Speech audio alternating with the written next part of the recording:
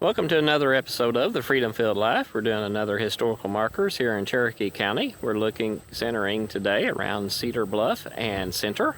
And so let's learn about the history of these areas. This marker is for the Garrett Cemetery, the final resting place of Chief Pathkiller, born 1749, died 1827, who served as principal chief of the Cherokee Nation. Many prominent early settlers are also interred here, including newspaper editor and publisher, Confederate infantry captain, and colorful character Lafayette Marion Stiff. As Mr. Stiff had requested, he was buried outside the main cemetery facing the Costa River so he could watch the steamboats go by. This is listed on the Alabama Historic Cemetery Register. Pathkiller Childers Garrett Ferry. Cherokee Chief Pathkiller owned a ferry across the Costa River at this location starting in the early 1820s. His home was a short distance on the east side of the river. Upon Pathkiller's death in 1827, John Ridge, a prominent Cherokee, gained a majority ownership of the ferry, and it was operated by William Childers, a white man. The ferry was often referred to as Childers Ferry during this time. By February 23, 1835, the Garrett family, white settlers, had taken up residence on the east side of the Costa, building a house at the site of Pathkiller's former home. The Garrett family obtained ownership of the ferry prior to 1837, and from that time on, it would be known as Garrett Ferry. The ferry operated until around 1960 with the construction of Weiss Lake and a bridge across the river. This marker is for Mose Hampton from 1808 to 1885. Early black leader and inventor in Cherokee County, Mose Hampton bought his freedom prior to the Civil War. He was a builder, assisted in laying out and surveying the town of Centre, a minister of the Episcopal Methodist North, and an inventor. Mr. Hampton owned land in the vicinity of this marker on both sides of U.S. Highway 411. The site for Cedar Hill UMC in Leesburg was chosen by Mose Hampton in the early 1800s. He was an honorary member of this church until his death. This marker is for Hatcher School, 1949 to 1969. Hatcher School was created as a result of the dreams and sacrifices of the people of the community. Black children in Centre had to travel to Cedar Bluff to attend school. The state purchased land and citizens of the community provided funding and labor. Mr. Donald H. Starr, Sr. was the first principal. Students walked to school until the purchase of buses in 1956. Black students countywide were then transported to Hatcher School. Hatcher closed in 1969 due to desegregation. And here's the Hatcher High School building.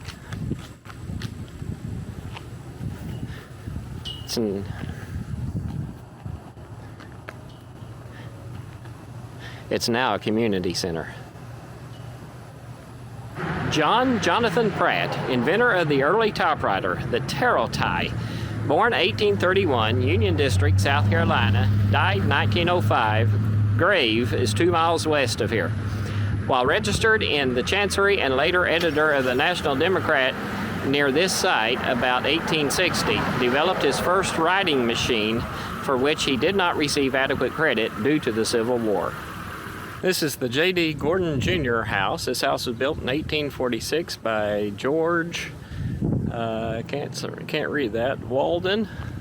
Soon after the time the center was laid out, the house was occupied by Judge William Lafayette Whitlock, who was a lawyer, delegate to the 1861 Succession Convention, and judge of the 12th Judicial District. Then it was purchased by Judge Samuel Marshall, who owned Round Mountain Iron Works during the Civil War. After that, the house was owned by Washington Stiff, editor of the Cherokee Advertiser News. And then it says a little bit more, but obviously you cannot see the house because there's a whole lot of trees growing up through here. And I assume the house was or is back there somewhere. Here we have the Cherokee County Courthouse. The current courthouse is the fourth to be built on this site. The first courthouse, constructed of brick in 1849, burned in 1882. A second brick courthouse was built that year, and it only lasted 13 years before it burned in 1895. The third brick courthouse was immediately built and stood until being torn down for the current courthouse, which was built in 1937. Cherokee County beginnings. This area had long been home to the Cherokee Indians, and the first white settlers did not arrive until the early 1800s. On December 29, 1835, the Cherokee signed a controversial treaty surrendering their land here in the U.S. government. A short time later, Cherokee County was created on January 9, 1836, from part of St. Clair County. By the end of 1838, the Cherokee Indians that remained in the county were forcibly removed and sent west on the Trail of Tears. Cherokee County once extended all the way to Black Creek near Gadsden until that land became part of Etowah County, when that county was established in 1866. Even today, Cherokee County's 599.95 square miles are dotted with reminders of the Cherokee Indians in the names of the rivers and places. This marker is for Cherokee County, an area of 575 square miles. Aborigines inhabited this area from 4000 BC. Cherokee and Creek Historic Indians about 1300 to May of 1838. Hernando de Soto is the first white man in July of 1540. First white settlers about 1810 from Virginia, North Carolina, South Carolina, Georgia, and Tennessee. Formed from Cherokee Cession, December 29, 1835. Maida County, January 9, 1836. Counties of Maine, now Etowah, Benton, now Calhoun, and DeKalb were in part subsequently formed therefrom. Prior to 1836, Cherokee was a part of the St. Clair County. This marker for Jordan Benn Store has been placed on the Alabama Register of Landmarks and Heritage by the Alabama Historical Commission. And I'm assuming this store here on the corner is that store.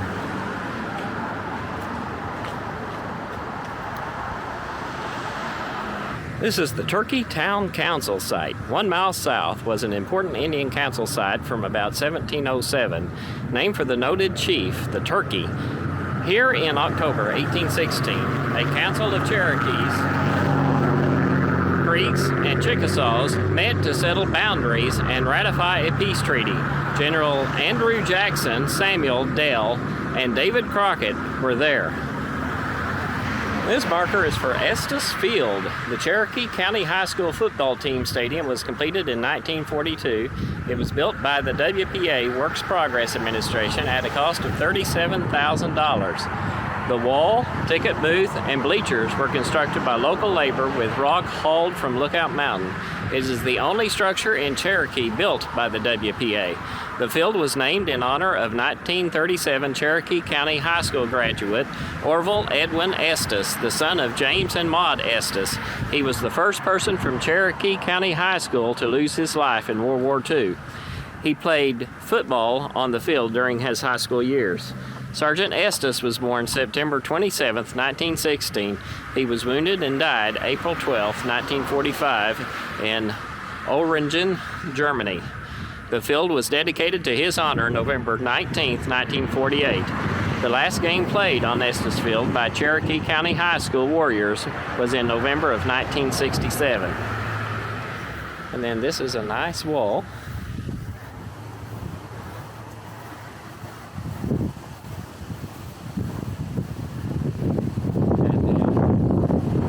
And there's where the football field would have been.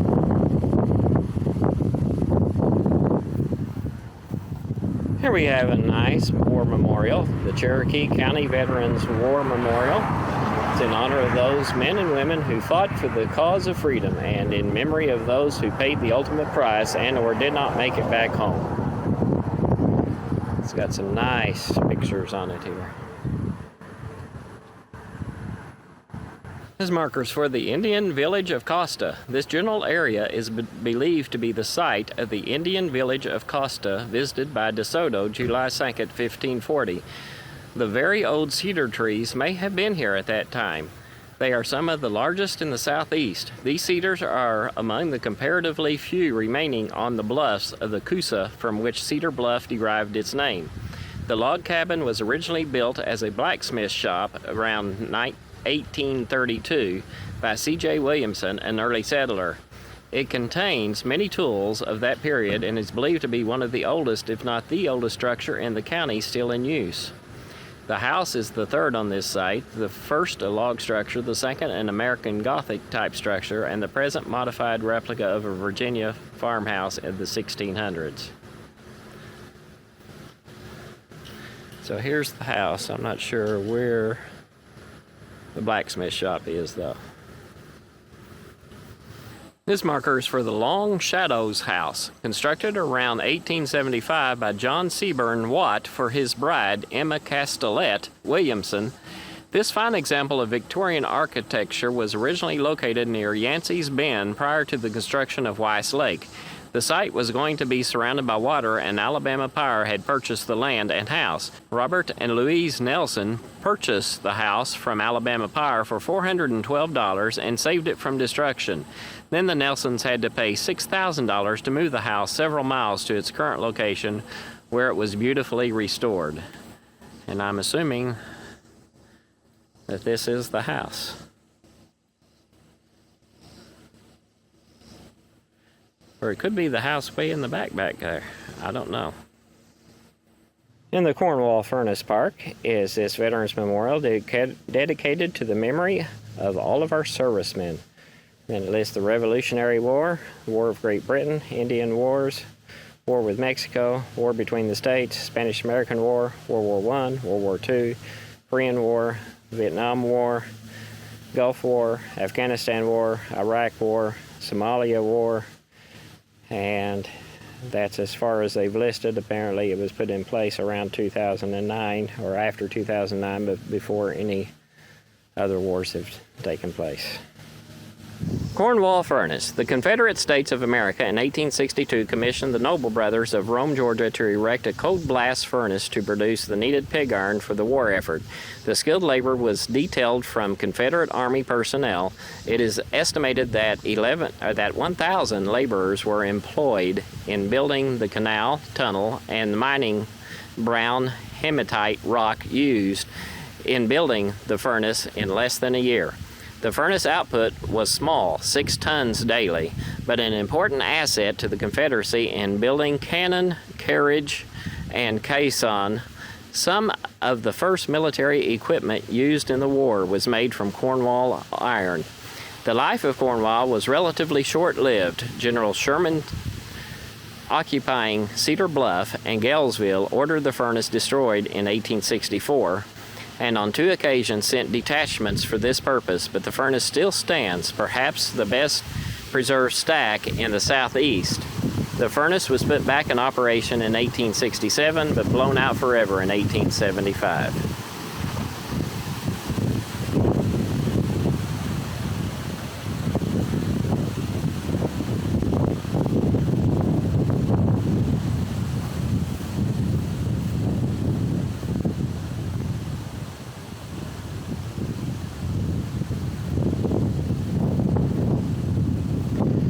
And then if we look around, you see it's just a beautiful area down here.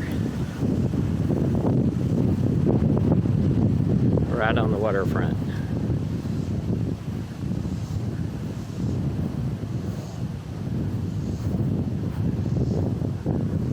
Cornwall Furnace, a victim of Union General William T. Sherman.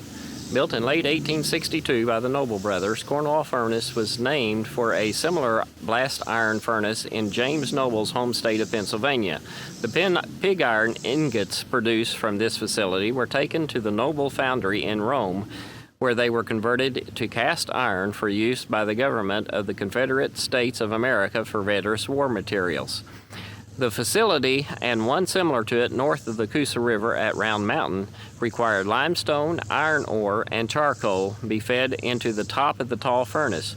Water from the nearby Chattooga River was diverted in order to force air from a large billows at the bottom, causing the temperature inside to rise to the desired degree. As the iron ore heated, a chemical reaction would take place and liquid iron would emerge into sand molds at the bottom of the furnace. In the fall of 1864, after capturing the city of Atlanta, General William T. Sherman's army moved west into Alabama in pursuit of the Confederate Army of Tennessee. While located around present-day Cedar Bluff and Galesville, Sherman's troops destroyed much of the Cornwall Furnace. After the Civil War, Cornwall was rebuilt but ceased production in 1874. I'm at the Cornwall Furnace Memorial Park. The furnace was constructed in 1862 to 1863 by the Nobles Brothers Foundry from Rome, Georgia, using financing from the Confederate States of America. Slave labor was used to dig a half-mile canal upstream to the Chattooga River, which powered the air blast. A tunnel was dug through the ridge upon which you stand that allowed the canal to come out on the south side of the furnace stack. The furnace was partially destroyed in 1864 by United States troops under General William Tecumseh Sherman. The furnace remained closed until it was rebuilt and put back into blast in 1867. The furnace was blown out permanently in 1875. The site was preserved by jungle-like conditions for the next century. The Cherokee County Historical Society, spearheaded by Society President Colonel Robert N. Mann, sought for 15 years to have the site preserved and restored. Cornwall was added to the National Register of Historic Places in 1972, and the site was purchased by the county in 1975 with gifts from approximately 900 donors. The Soil Conservation District, using CEDA funds and unemployed labor, cleared the site and transformed it into a park. The site is dedicated to the memory of county servicemen and women of all wars, 1775 to present.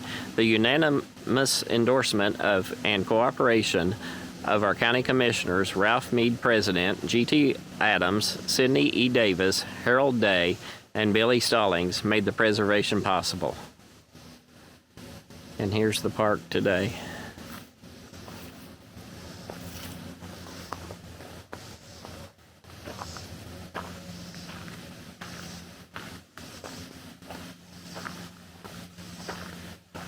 And I would say that is part of the furnace.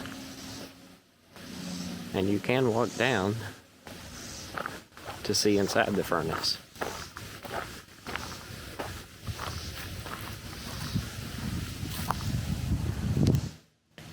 This property has been placed on the National Register of Historic Places by the United States Department of the Interior. There's the furnace. At least what's left of it. The Coker Ford site. During the late woodland period, around AD 700 to 1100, people living at the confluence of the Chattooga, Coosa, and Little Rivers, about 6.5 miles northwest of this location, established one of the largest and most elaborate communities in the region. At the time, populations were on the move, and groups from the Tennessee and Black Warrior River valleys to the north and west were beginning to settle in an area that had traditionally been occupied by people associated with cultures centered in northwest Georgia. These new people built villages along the banks of the Chattooga, Coosa, and Little Rivers.